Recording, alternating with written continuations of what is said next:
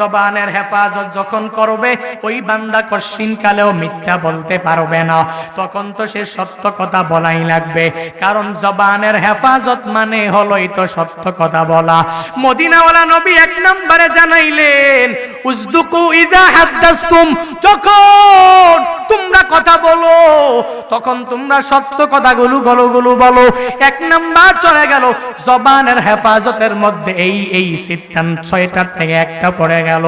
2 নম্বরে মদিনাওয়ালা নবী জানায়া দিলেন আউফু ইযা ওয়াতুম, যখন তোমরা ওয়াদা করবা ওয়াদাগুলোকে পূর্ণ করে নাও। হে উবাদা, যখনই ওয়াদা করবা ওয়াদার খেলাফ করবা না। যখন তুমি ওয়াদার খেলাফ করবা না, আমি নবী জান্নাতের জিম্মাদারি নিয়ে নিব।